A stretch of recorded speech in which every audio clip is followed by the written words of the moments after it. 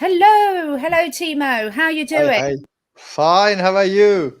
Yeah, good. So, second live of today, and both on health, which is my favourite subject. So, for those of you that haven't seen our previous series, this is Dr. Medvet Timo Tastadar, and we together are the Vibrant Animal Team. And this series of weekly videos, as well as the courses that we provide, are really hoping to answer all the questions that we get asked on a very routine basis and can cause some of the main confusion for all our lovely animal owners out there.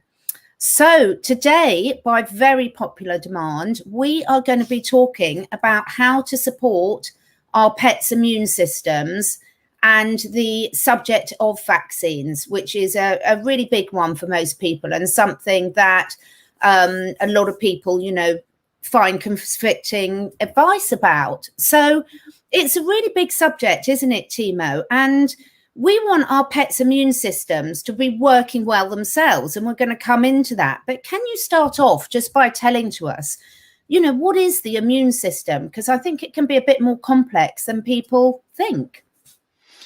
Yes, so the animal body, the mammal body, is dependent to its environment. So everything, for instance, when you open your mouth, anything that comes into your mouth becomes a part of you, although it's still outside of you. And the animal body has more bacteria and other microorganisms than its own cells in its body. Yeah. Good day, Yeah. Bob. So, and therefore, the body has to have a system to balance this out and not let the microorganisms have the upper hand. That's why there's something called the immune system. The immune system is a protective system that protects the body from inside against the outside threat. Also for the healthy, happy bacteria that might take over and just rule over the intestinal tract or different parts of the body. So it's built on three systems. The first system is the material system, like immunoglobulins, so all the antibodies, so to speak. And then we have the cell system that they are attacking and protecting us. Then we have the memory system that the human body or the animal body memorizes the threats and acts accordingly. So these three systems are always active, and they have to be respected, but they also have to be nurtured, because when some things, most important structural things, are missing, it starts to break down and not work properly anymore. Okay, so yeah, quite a complex system that people need to know about. So talk us through one bit of the immune system that people, I think, are becoming really, really aware of is the gut and the microbiome. Talk us through Yes. the significance of that. All right. So, like every other balance in the nature, the animal gut or the human gut has its own ecosystem, right? So it's inhabited by all the bacteria, some fungi, and also some viruses. And these live in harmony together, and they have certain functions. And one of the functions is to communicate with the gut lining constantly, giving information about everything that's coming from outside and helping to keep the, let's say, more dangerous bacteria in check so they cannot take the upper hand. It's like a symbiosis that helps both sides to survive. We eat, or the animal eats and digest what these bacteria need. In return, they give us certain fatty acids, some vitamins, they produce different things. They also protect us and the animals from outside threat. That's why the microbiome is super important, because they protect you 24/7. And now we also know that they are in the brain, they are in different organs. So they do their job in different places in the body that we didn't know before. And that's super important. So that means these bacteria, we are never bacteria clean. Animals are never bacteria clean. It's not like inside of the body is normally always bacteria clean. It's not the case. So it's super important. It's really important. And for those of you that missed our talk on diet and nutrition a few weeks ago, you can look on the YouTube channel and we mention about how important diet is to establishing the correct microbiome for your pet.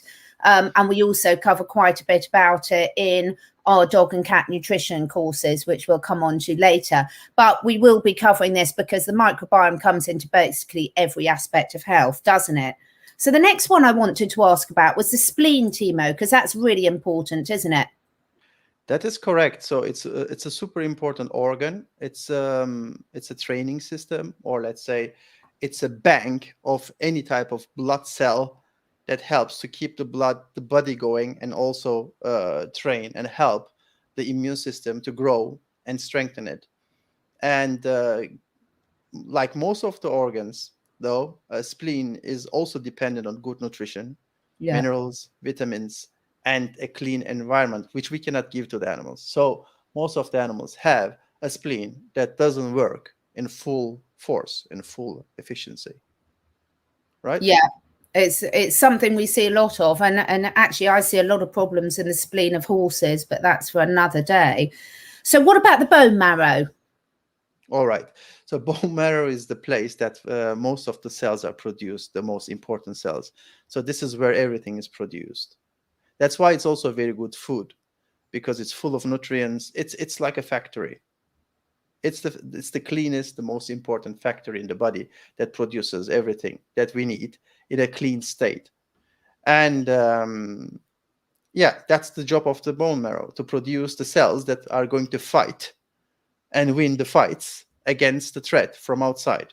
But I have to warn you, for the immune system, rightly so, and sometimes also as a false alarm, many things like proteins or even small pieces of peptides can cause alarm, which normally would not have any negative effect at all. And these we call mostly allergies. So that means some proteins or some form of peptides, combination of amino acids, might cause a reaction in the immune system that doesn't correspond to its actual damage, or even the possibility of giving any damage. Therefore, we cannot say that the immune system or the bone marrow is always doing the right thing, producing the right cells and everything, because both the environment and the way we feed the animals can cause false alarm and cause, how do you say it, wrong training. Yeah. Okay. We've got some really good questions coming in. So what I'm going to do is finish off this sentence with Timo, and then we're going to answer some of your questions before moving on to the next. So before we move on to the questions, the skin is an important part of the immune system, isn't it? Can you explain to us how? That is correct. So the skin is the biggest organ in the body and has the direct contact with outside all the time, gets the ultraviolet light and produces vitamin D. And it also gives direct information and is in contact with bacteria, virus, everything outside constantly. So good quality skin, flexible skin, and also some of the, how do you say it, external qualities of the skin, like the amount of fat on the skin or even the chemicals on the skin, have a direct impact on the immune system and how the immune system responds and functions.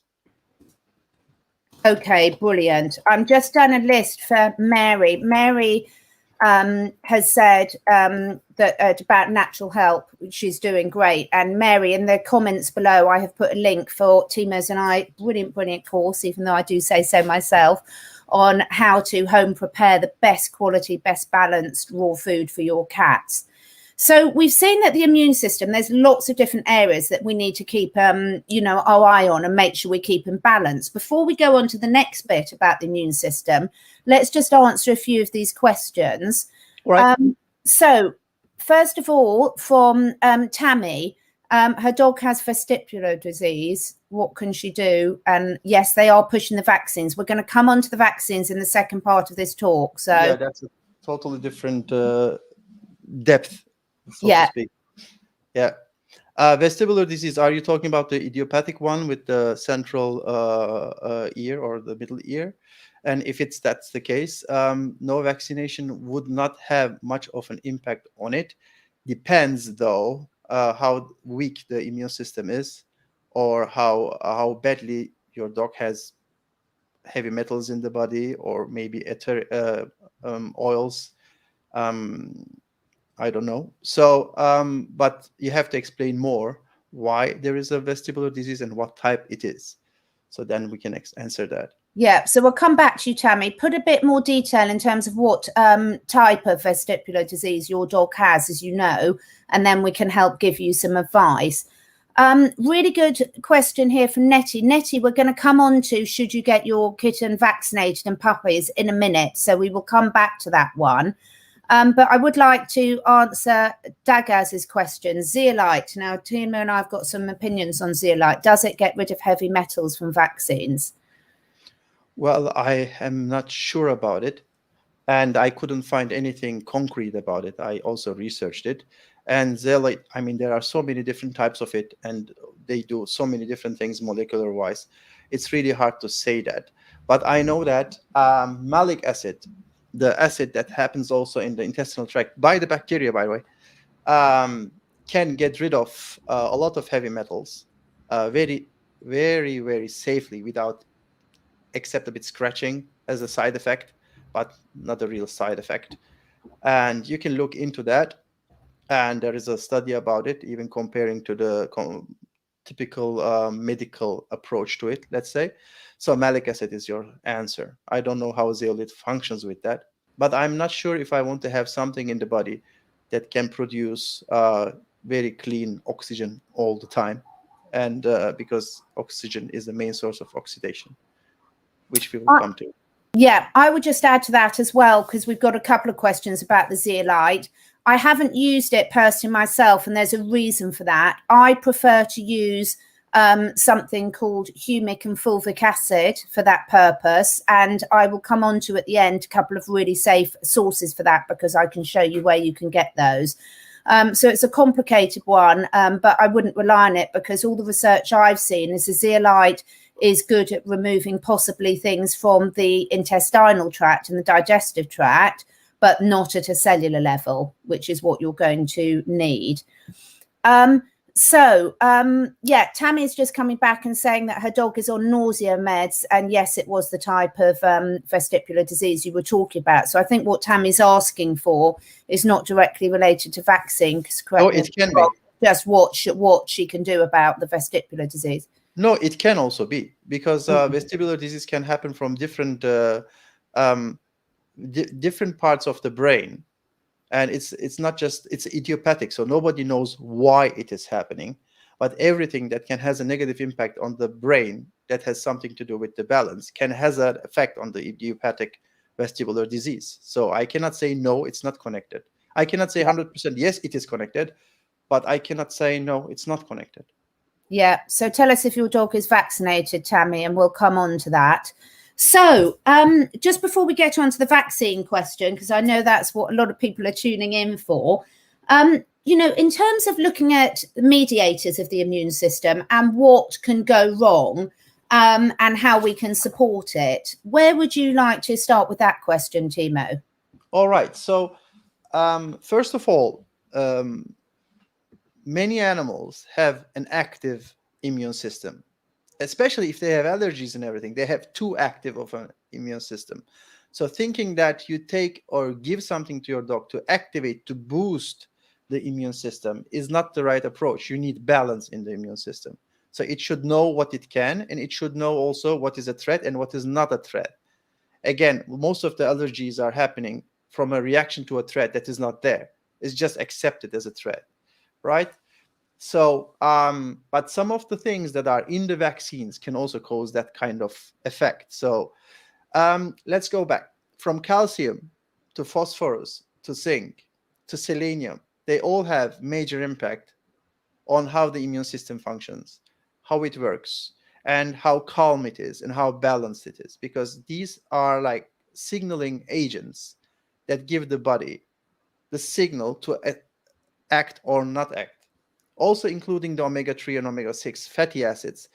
They are creating the inflammation or stopping the inflammation or boosting the inflammation or reducing the inflammation, which are all having direct impact on the immune response. So that's why food plays a major role. Light plays a major role.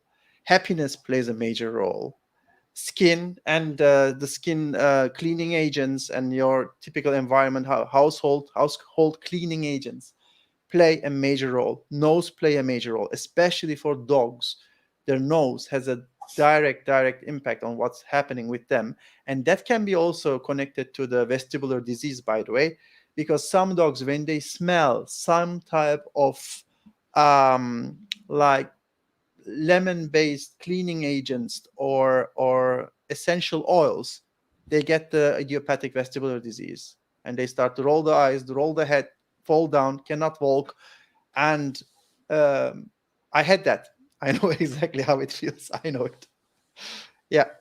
So I'm going to add to that, Tammy. At the end of this session, I'm going to show you a document that I've put together for some of the great things that are being banded around on the internet at the moment for detoxing the body. And the next course that Timo and I are launching that's going to be essential for you, Tammy, is the dog wellness course, where we look at how you get all these contaminants out of their environment. Because Tammy, I know you're saying you only get the most needed vaccine. We're going to come on to that in a moment. But equally, heartworm medication and things, there's an awful lot of these toxins we're pumping into our dogs' bodies. And unfortunately, they reach the stage where they can't cope anymore. So this is going to be an important point of the conversation moving forward. But equally, you know, diet is absolutely key, because they don't stand a fighting chance from all these toxins we're putting on and in them if they're not on a really good diet. And that's why we have launched the dog and cat nutrition courses that you can see scrolling along the bottom before. So before we move on to the vaccines, there's quite a few things that people use to sort of modulate the immune system. So we've got antioxidants and adaptogens. Now, we're going to be talking about these in real detail next week, because there's a lot of misunderstanding about them. But what do you want to say about those today? Okay, let's define stress first. Because why do I do that? Because for the mammal body, stress is only one. Not important what type of stress it is. It causes an action, and the body reacts to it with antioxidant use. The owner of the dog smokes, vitamin C is used. The owner is too harsh of the dog, vitamin C is used. Too many dogs, bad social connection, vitamin C is used. And always it triggers the immune system. The immune system is always active, trying to cope with this stress, right? So the main antioxidants of the body are two. The one that everybody knows is vitamin C. It's super important. It's used at the cell level, and it is the main antioxidant of the body that comes from outside. Then we have the glutathione that we produce ourselves, or the animals produce themselves, to fight with free radicals during the energy production in the cell metabolism, and sometimes outside of the cells in the intestinal tract. But then we have vitamin E, which is an antioxidant, especially for fats. And then we have all the other antioxidants that comes from the plant matter that plant uses itself to protect itself from the oxygen's destructive nature, right? Which is oxidation. But don't forget, without the oxidation, we cannot produce energy from fat. So we use it also, but we have to protect ourselves, right? But to understand this, we have to describe one important thing, which is oxidative stress. So you can hear this everywhere. What is oxidative stress? Oxidative stress is the stress caused by free radicals in oxygen. So all the oxygen and oxidation happening are destroying the DNA, the RNA, the organelles, the organs, the cell wall, and everything. So mammals have a system to fight against it. That's connected to the immune system, and it's called antioxidant. We produce some, we get some from the bacteria, like the vitamin C in case of dogs and cats, and we eat some, right? And that's how we deal with stress. And again, if you scream at your dog all the time, the stress that comes from your scream and the stress comes from the oxygen is exactly the same. And that triggers the immune system. That's why you need to be nice to your dog. The dog has to be happy, or your cat. They have to feel natural, good.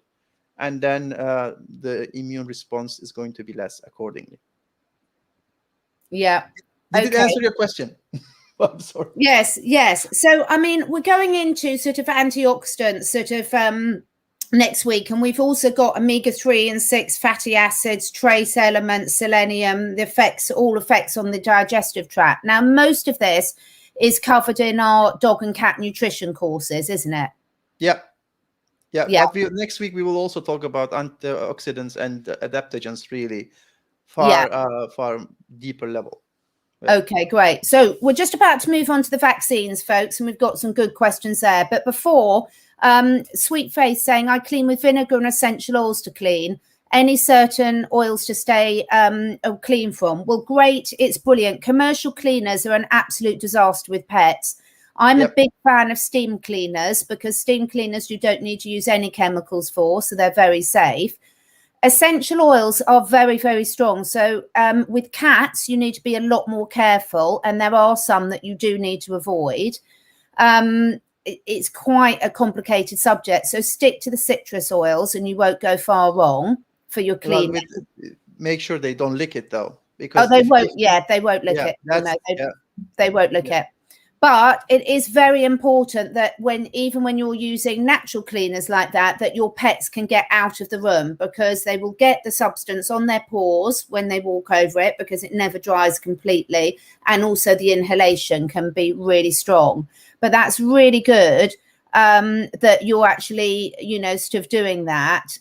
There was one question here that was a bit of an interesting one. For a rabbit that lives outside, my first question, Nana, is the rabbit on its own? Because rabbits shouldn't really be kept on their own. So please put a comment in the box about that. But yeah, the rabbits will need somewhere warm and cozy for safety as well, because obviously there's a chance that foxes and cats and things, I assume, is in a pen.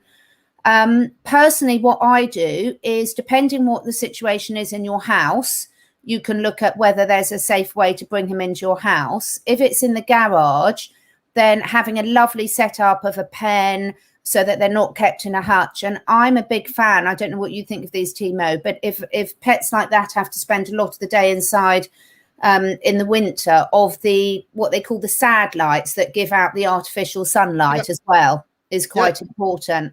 Yeah, but please keep it at 8 hours max. So because the melatonin has to build up, but it has to go down. So if you don't, if the light is always on, then you are shortening the time of life, because you are keeping the metabolism always up, and doesn't let it calm down.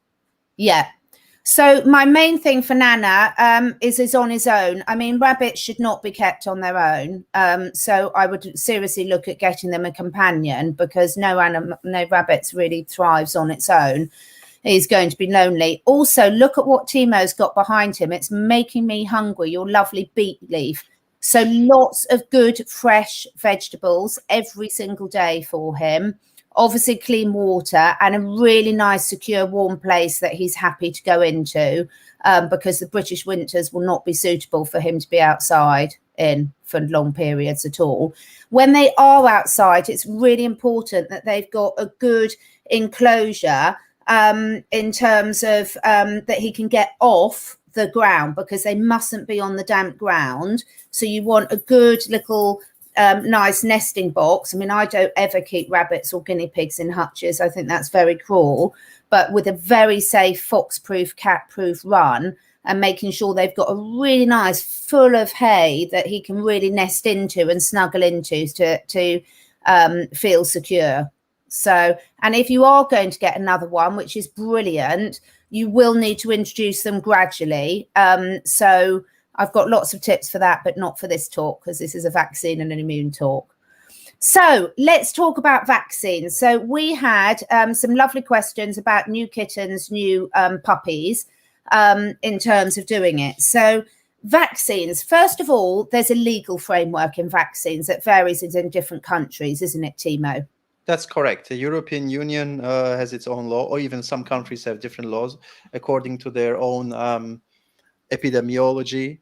And some of the, in some cases of, let's say, rabies, you never see it in England, but you can have it in somewhere in Romania, let's say. Both were in European Union, so both people and animals were free to move in between.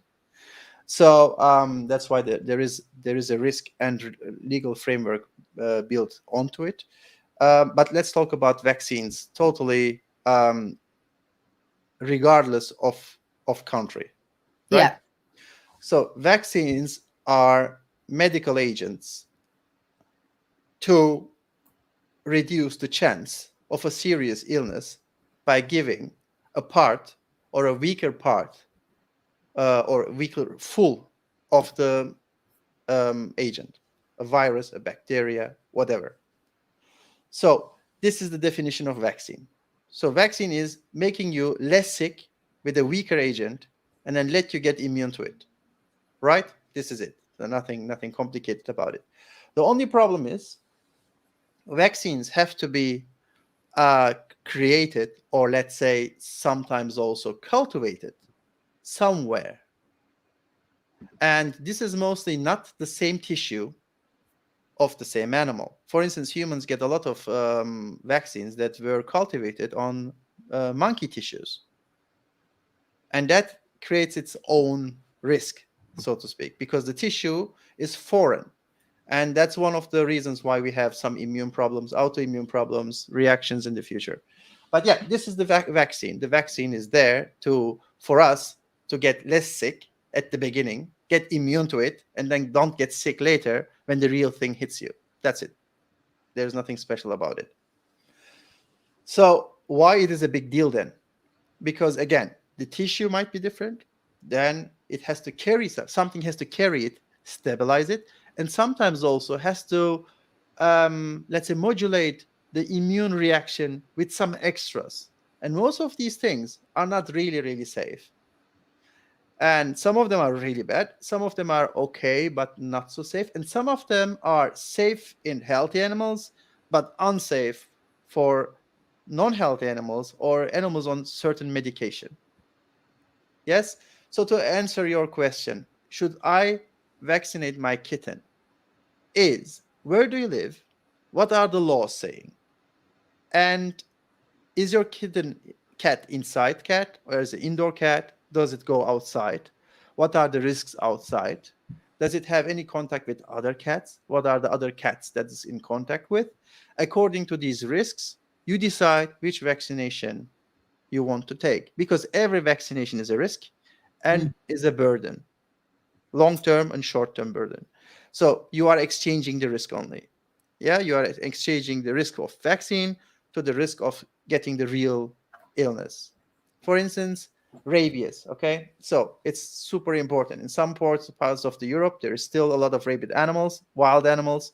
So rabies vaccine for the dogs and cats, especially they have direct entry to outside, is important. For me, it makes it safe. I'm not talking about the boosters. I'm not talking about the yearly vaccination thing. I'm talking about making the animal vaccinated at the beginning and immune to it. We will talk Yeah, about can I just jump in there? We are going to come on to the annual and the boosters. So at the moment, that's a Timo different is story. talking about the first set of vaccinations for your kitten or puppy. Yeah. So the first interaction, yes, the first interaction with the virus or bacteria or fragments of them. So distemper, in some places it's still there, it's important. But leptospirosis, in some places it's not there, and it's risky business. So if you don't have to do it, don't do it. But again, check your local laws, because some places you have to. It's just forbidden not to have. It can bring you trouble, especially with insurance. Because, for instance, I was bitten once by a dog that was just playing around but didn't know that I'm there, just bit my knee. The first thing I asked, what vaccination does it have? Because if it doesn't have rabies, now I have to go and vaccinate myself against rabies so I don't get ill, right? And in that case, if the dog wouldn't be vaccinated, then I could claim. I can go to the court, and then suddenly they have to pay me a big amount of money. because it was not vaccinated and caused trouble to another human being, right? In some cases, that can also happen with other dogs and cats. So if you have a lawsuit, especially for the Americans, it can be a big problem. It can save you a lot of trouble if you know what vaccinations you have to do and what risks you have.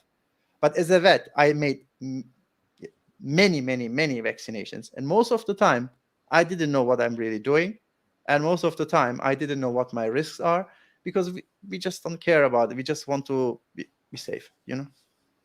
So I'm just going to add a little bit to this, but from a practitioner's and a sort of customer's point of view. So what Timo's just said there is really, really important, because a lot of vets, you get a very limited appointment with them. It's like going to your general practitioner. They've got very little time to cover a lot of stuff with people. And what they'll do is they'll do the easiest thing of bang, bang, bang. This is what I'm told to do. So it's your job as your pet parent to advocate for your pet and to do your research before you take them into the vaccines, and then see what the risks of your local area are, what the legislation is, and what the risks of the individual vaccines are. So a really good point that's a good time to bring up now is, for example, the leptospirosis vaccine, which is recommended routinely in the UK and most of Europe. Now, there are different types. In UK, I think there's the Lepto 2 and the Lepto 4, and there's a big difference between them in terms of risk factor, isn't there, Timo? That's correct. So the Lepto 2 is a very old vaccine, very well known, and it was used for a very long time. And I don't say it's totally safe, but all the advantages and disadvantages are on the table. It's easy to see and easy to follow. The Leptospirosis 4 vaccine has 4 different strains of Leptospira put in it, and a lot of things to stabilize this soup, right? So if you have only 2 ingredients, it's easy to make a meal. But when you start to have more ingredients, it's harder to balance. So you have to put something in to balance everything out. And these might be dangerous for your dog. For some dogs especially, they react really heavy on it. So the risk factor, by the way, the real risk factor for Leptospirosis 4 vaccine is 1 of every 10,000 animal will show a heavy reaction to it. And with heavy reaction, it can be anaphylactic shock and death. It can be autoimmune problems that you can never get rid of. It can be seizures. It can be accidents. It can be many things. So these are really heavy things. So this is 6 times more, 4.5 to 6 times more than the Leptospira 2 vaccination. And Leptospira 2 vaccination has less of a deadly, severe reaction code than the Leptospira 4 one. And some of the ingredients that are used to stabilize the virus, or let's say not the virus, so the vaccination, is also an unsafe, combination with some of the medication, especially on non-steroid painkillers, anti-inflammatory agents like aspirin, or let's say paracetamol or something. So if your dog is on some certain medication for the hips, for the joints, for pain, whatever, the vet has to know that and not give you the vaccination, because they interact with each other. And it might be really dangerous, right? Mm. So therefore, if you don't have to, the risk of Leptospira 4 is far higher than Leptospira 2 vaccines. So that's our decision. Yeah. So for every pet, so I've got one of my good friends who's just got a lab puppy in the UK, and the breeder had the first things of vaccines done, and they gave them the Lepto 4, and she was really upset. So she's now had a chat with my local vet, who's brilliant because he's also very into homeopathy, and he's agreed we're going to come on to do teeter tests. So what I keep stressing throughout this is you have to be well informed as a pet parent, because it's your job to ask the vet the questions. They haven't got the time to sit there and spend hours explaining all of this to you. Or learn everything. Or learn everything. So if you go in and just say, I want my puppy's vaccinations, you're going to get them. And this next area that we're going to come on to, which is really, really shocking, is dose. So the dose that the vaccine's given is not dependent on the size, is it, Timo? We're going to come back to, Carol, your question about the worming, and about the lady who had Sherry's question about allergic. We're going to come back to this in a minute because these are very related. So talk us through about the dangers of the dose, because a Chihuahua gets the same dose as a Great Dane, don't they? Yeah. So again, the vaccine is built on two things: the main agent that's causing the immune reaction, and the stabilizers or the helpers, right? So when you get these fragments or the whole bacteria or virus, whatever, they can be for a small dog or for a big dog that mostly doesn't change anything, because it comes from the stomach or something, would be similar. But the carrying agents, everything else, comes as a far bigger dose than the animal's body can actually work with, because all these things has to be metabolized by the liver, got written off with the kidneys, has an impact on the every organ and the brain blood barrier and everything. And for a small animal, getting the same dose as a mastiff would get is just not normal. So it's ridiculous. Yeah, it is not normal. And if you follow the studies, it shows actually there is a correlation between this. And funny enough, there was even hearing of Congress for the veterinarians in the US, and the vets are talking about it, but nobody wants to really listen about it. So nobody wants to know. Okay, so this is why it's really important. So looking at the time, because we're at 36 minutes already, let's move on to booster. So this ties in with the question that Tammy's asking, and we are going to come back, Carol, to your worming question in a minute, and also from Cherie on the allergies, because this is all related to vaccinations, wormers, etc. But let's come on to booster vaccinations, because most vets push annual boosters, and Tammy's saying that hers are past due now. Now, what's your view on booster vaccinations? So what we mean by boosters, annual repeat vaccinations. Okay, so first of all, annual vaccination is not necessary if your dog is immune and is and the immune reaction and the immune particles that can be followed show it, right? Titer test and checking all the body reactions to different with blood test that can be done. So instead of just going there and pushing and getting the sticker and you can also check the blood. Is my dog or my cat immune to this? If yes, if it's still good, yes, then please next year. Let's check next year. Let's check next year, right? There are some details though. For instance, parvovirus is more important of a vaccination if you have a female dog that you also think that's going to get pregnant and babies, because parvo is one of the main viruses that kills puppies, right? So you want to protect the mom from parvo, that the babies are not getting heavy parvo anyway, right? So this is okay. But generally for most of the vaccination, it makes more sense to check first, is my dog immune? When yes, scratch it. When no, boost it. Yeah, so what we were talking about there, I'll put it in the to us, is titer tests. So every vet should be able to run what's known as a titer test, which basically, as Timo was said, will test for the blood to see if there's already natural immunity, or not even natural immunity, already immunity there, whether it's acquired naturally or from a vaccine.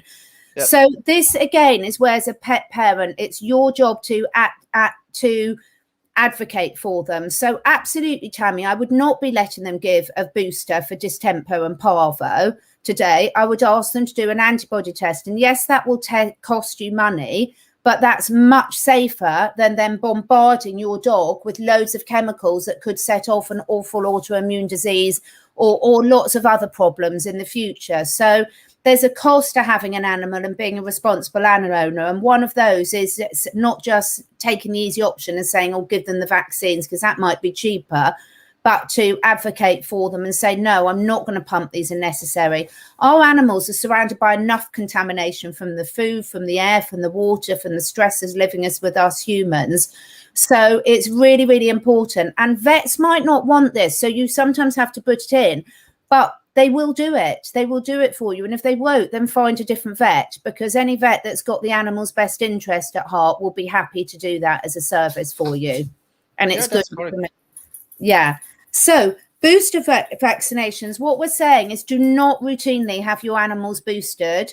Do the titer tests and make sure that you only give them vaccines if they need it. One more important thing. I always forget about it, but most of the vets also forget about it. So vaccines work only if your dog or cat is healthy. So because vaccines are causing an immune reaction. If your cat and dog is not healthy, or the immune system is low or not working properly or too much, the reaction is accordingly. So never, ever vaccinate a dog or a cat that is ill, that is weak, that is having physical issues, that is having mental issues. So you have to wait. Even if you have to isolate them for a while because of law, whatever, do not vaccinate any animal that is under heavy stress, illness, or mental stress that can cause a very low immune reaction. Yeah, and that's really important. So I think it was Tammy who was saying with her dog with vestibular disease, you absolutely should not be giving your dog any further vaccines whilst it's suffering from that, because that could be highly, highly dangerous for them.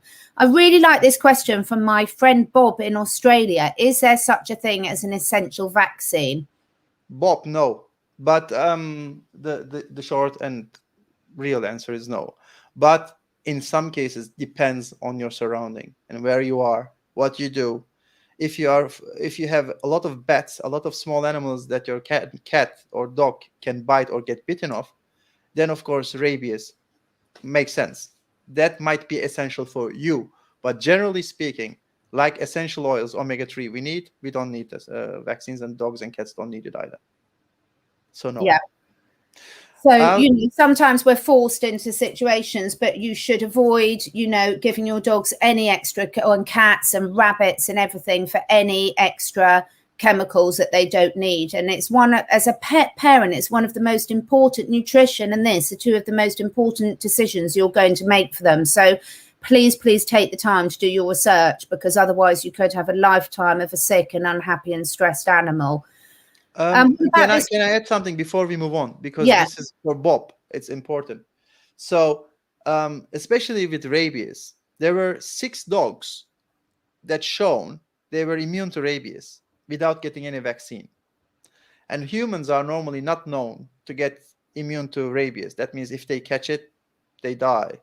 But they found also in Peru many people that they were immune to rabies, but they were not vaccinated. So again, it's not essential, but it's safety. Okay, great. So can we go on to this? I'm not very good with names. Can you pronounce this name better than me? Timo's brilliant with so many different languages. I am absolutely hopeless. But you've got a new cat, 14 weeks old. He's given 1 vaccine. Will he need the number 2 vaccine when he's going to be an inside cat? I've got some opinions on this, but let's let you go first, Timo.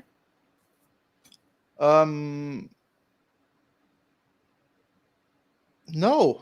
No. Why would you give him? Yeah, it's just, again, you check the rules around you. I don't know where you are from. Your surname is very Nordic, but I don't know. It can be also Dutch. I don't know. So, but yes, I wouldn't, especially for cats. If it's an inside cat, vaccination is mostly not necessary. Although, of course, you have to check that other cats and dogs if they are visiting you, you have to take the risk or think about the risk. But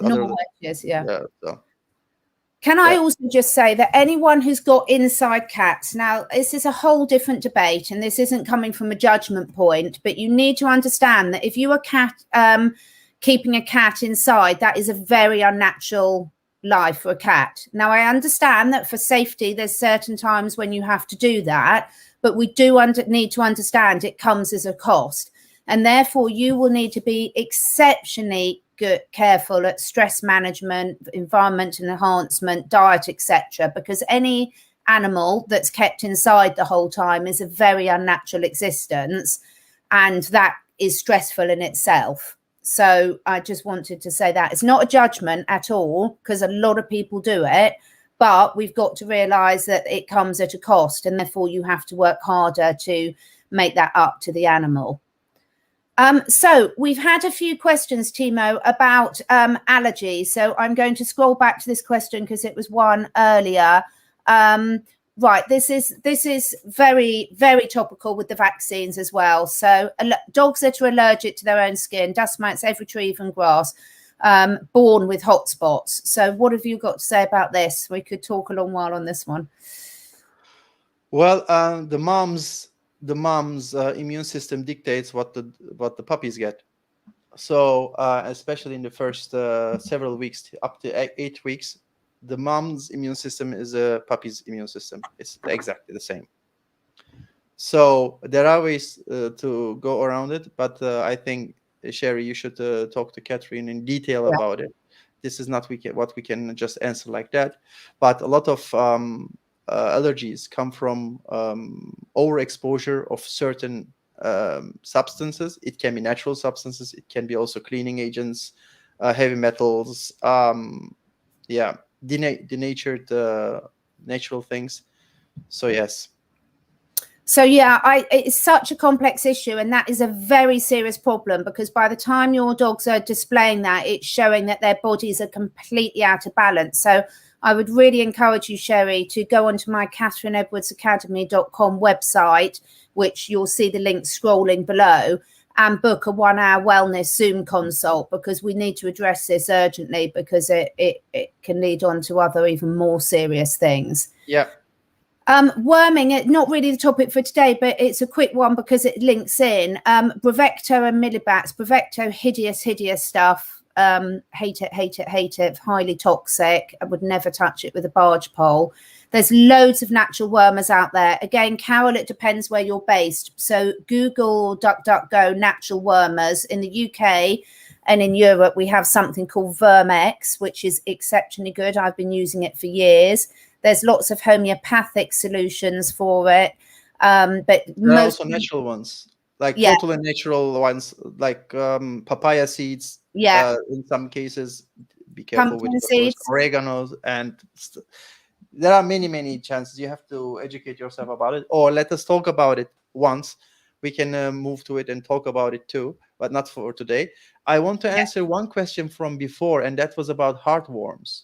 So I think that's an important one, right? So just before you move on to that, so Carol, we will cover this in a separate talk, but please don't use the chemical nurmers unless you absolutely have to, everyone. They're highly toxic. Depending where you live, you will be able to find lots of safe natural ones available.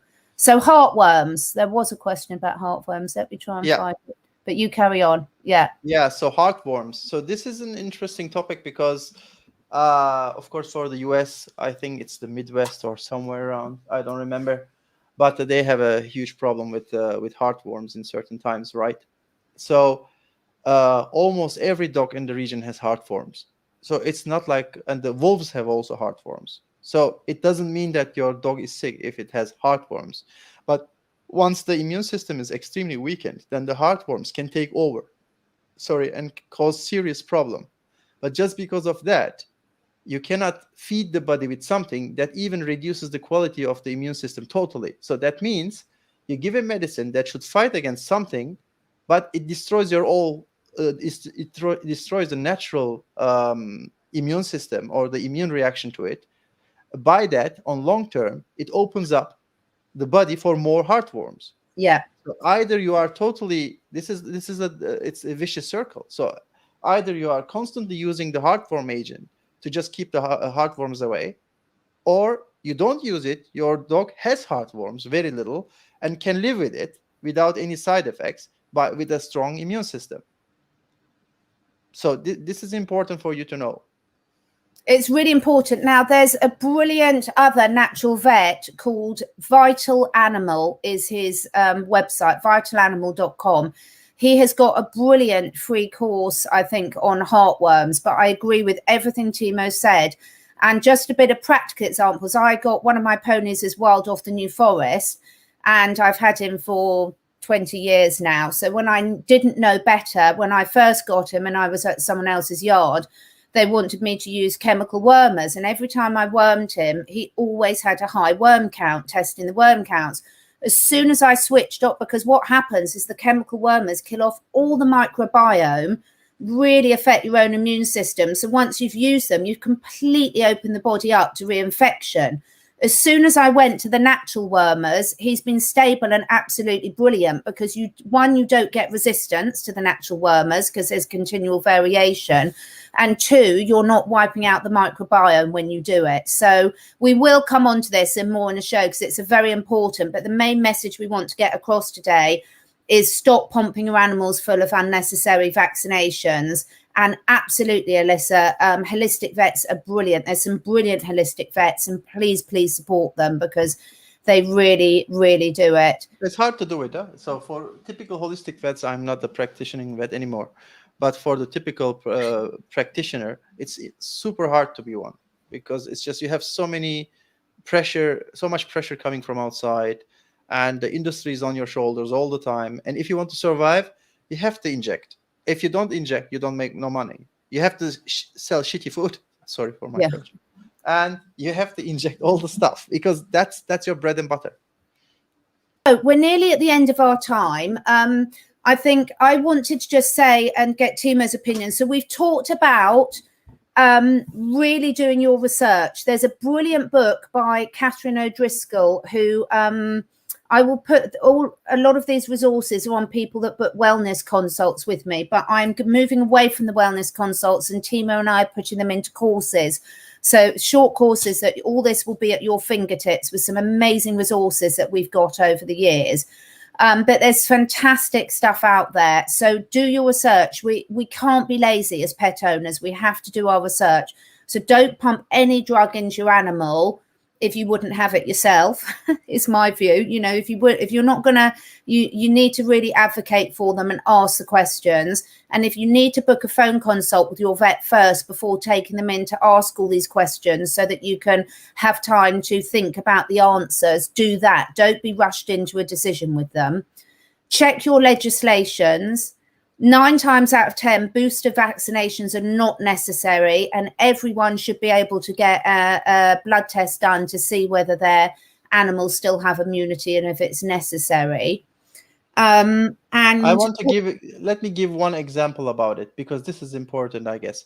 So my son, my elder son, he had a vaccination, and he had to have his 3 doses, 1, 2, 3, 1 week, 3 weeks, and then in 2 months. And it was a 5-strain vaccination, 5 vaccinations in one, which I find ridiculous, but that's the norm. So they made the 2, and the 3rd one, we went there, and the lady said to us, without any even flinching, she said, "Oh, we don't have the 5 one anymore. We have a 6 one. Should we do that?" What's the 6th inside, and where did it come from, and why? Then we have to do it 2 more times because it's just 1 time. No, that doesn't matter. Like, so this is the way. This is where we are. It's ridiculous. So yeah, I think everyone on this chat, I think you're all very sort of well educated in terms of things like that, and you know enough to ask the questions. Gro's saying here, I don't understand the question, Gro. I've asked you to clarify it. I'm reading in cat sides that so many are taking out the teeth of the cats. It's not normal. No, it's not normal to be taking out teeth. I mean, a lot of cats on poor diets, if that's what you mean, get a lot of cats on poor diets get tooth decay, and that is very diet related. They also lose teeth, so they really lose. Just it falls off. Yeah, exactly. Yeah. So no, it's absolutely isn't. So yeah, that's fantastic. Rosebud has confirmed that she has stool samples done. So that's absolutely brilliant. Between changing diets and MMS, absolutely love it. Yes, heartworm medication is very hard on them. The neutering issue, Johnny, we're not talking about neutering today. I know you've asked the thing. Timo and I are going to do a separate course on the neutering, because it's not a yes/no answer. It's very involved. We've both got a lot of knowledge about this and a lot of opinions. Yeah. So Johnny was asking, should he get his dog neutered? But it's more complicated. Most of these questions aren't a yes/no guys. He's got a 7-month-old puppy. Absolutely, you wouldn't neuter at 7 months. That would be abhorrent. But he's got lots of energy and big, beautiful balls. Okay, so I can love tell. that. I can tell. I mean, I feel like I want to answer this, right? Please do, because it's important. So, yeah, sex hormones are one of the most important hormones for the dogs and cats, and they have a drive, they have an impact, they have signaling, they do many things socially for the dog and for the cat. Not important male or female. Removing the balls or removing the source of these hormones changes them forever. So if it's not really necessary because of something, we will talk about it. Don't do it. And I don't care if who is pressuring you. It's like once the balls are gone, they're gone. So I don't have anyone telling me, oh, your boy is screaming too much, let's remove the balls. Like, nobody tells me that. Let's talk about his son there. Yeah. So, I have threatened my husband a few times, but that's a different conversation. So this is ridiculous for me. I'm against it when it's not necessary. Sometimes it's necessary, then it's okay. Rabies vaccination, we talked before, but I tell you the short version of it. If your animals are in contact with wild animals around all the time and can be bitten or can bite bats or ferrets or some other animals that can carry the rabies, and if you are from a region that is known to have wild or domestic animals with rabies, then do. If not, scratch it.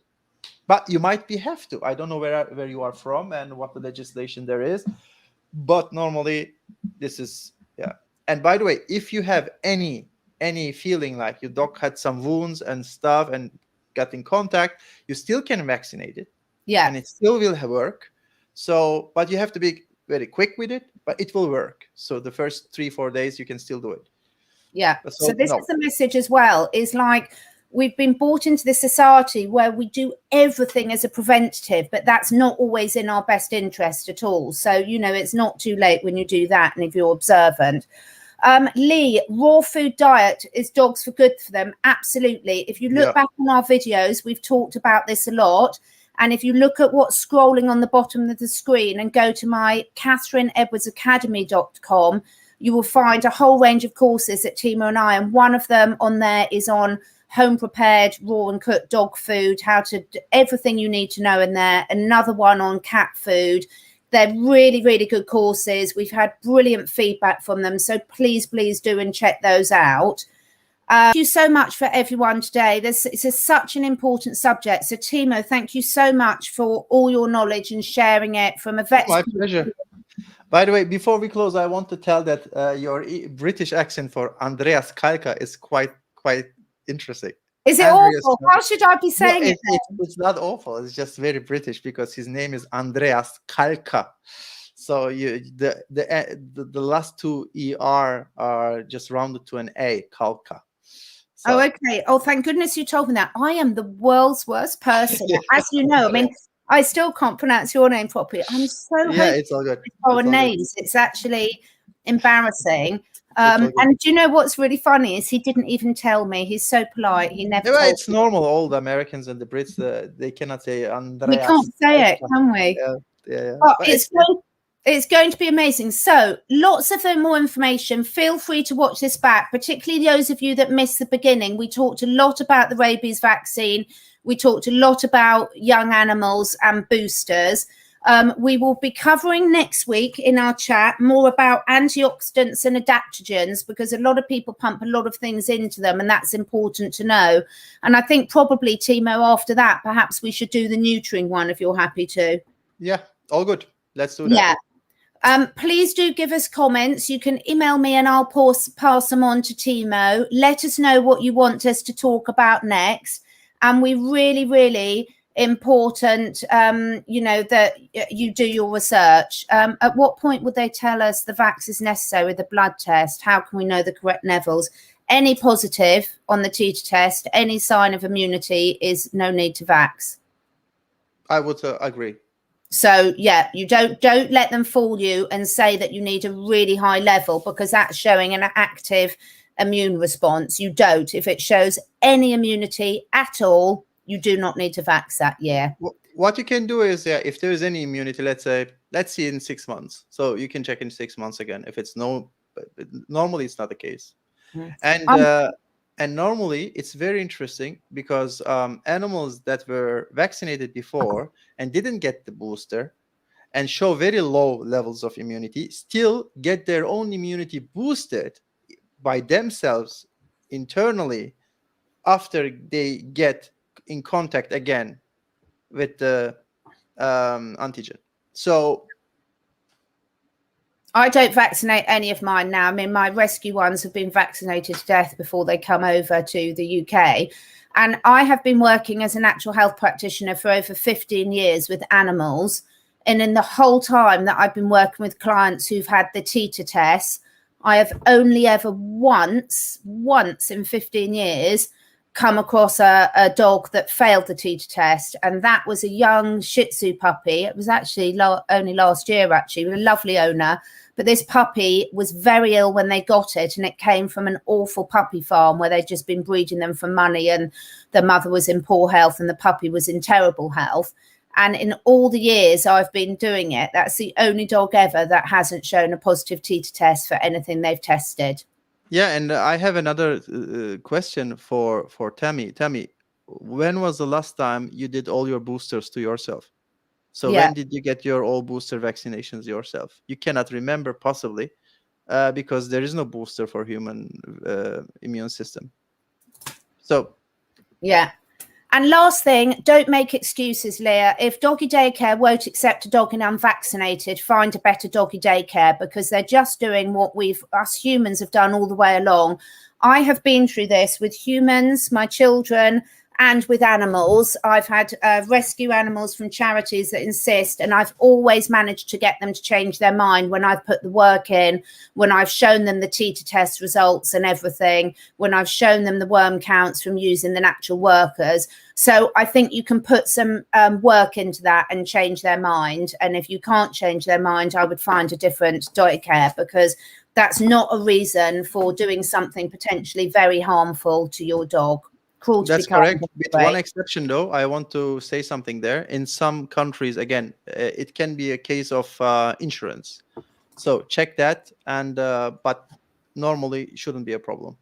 Yeah, and I've adjusted my my lifestyle completely for these reasons, you know. So it's brilliant. It's absolutely brilliant that you're doing this work. We know it's not easy, but your pets will really thank you for it. Thank you so much for such brilliant interaction, everyone. Really fantastic questions and everything. So we will leave it there for tonight, and we will be back same time next week to talk about adaptogens and antioxidants, but we will also be answering as many of the other questions that you pop up. So thank you all. Thank you, Timo, so much. See you Bye. Again.